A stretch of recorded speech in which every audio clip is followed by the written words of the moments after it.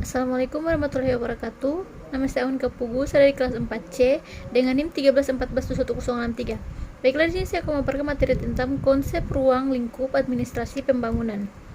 Pembahasan yang pertama, kita akan membahas konsep ruang lingkup. Administrasi pembangunan adalah hasil perhatian para ahli yang tujuannya diperuntukkan administrasi di negara-negara yang sedang berkembang. Administrasi pembangunan menurut Siagan adalah seluruh usaha yang dilakukan oleh suatu negara atau bangsa untuk bertumbuh, berkembang, dan berubah secara sadar dan terencana dalam semua segi kehidupan dan penghidupan negara yang bersangkutan dalam rangka pencapaian tujuan akhirnya. Dan yang kedua yaitu ada sejarah ilmu administrasi pembangunan. Ada dua pola yang terjadi pasca Perang Dunia II, yaitu yang pertama, negara yang menang pada Perang Dunia II berhasrat untuk membantu negara yang kalah perang melalui rencana Marshall dari Amerika. Yang kedua, munculnya negara baru, perlu ada bantuan dari negara yang dahulu menjajah sebagai bentuk tanggung jawab moral. Munculnya bantuan dengan maksud menjadikan negara bekas jajahan sebagai sumber bahan mentah dan sebagai pasar dari produknya. Yang berikut ada tujuan dan fungsi.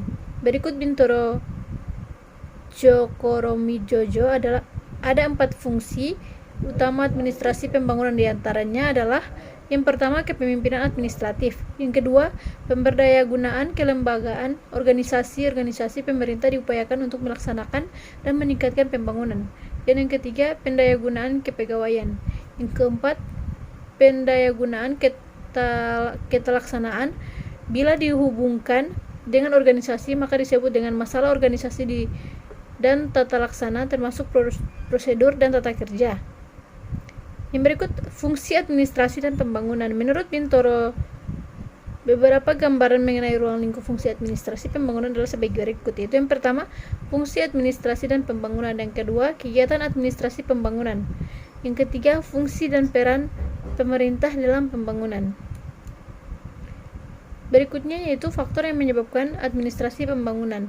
Dalam administrasi pembangunan menurut Cokoromijojo terdapat aspek-aspek yang saling mempengaruhi, yaitu ada aspek politik, aspek ekonomi, aspek sosial budaya, dan aspek perkembangan ilmu teknologi dan lingkungan fisik, serta aspek institusional.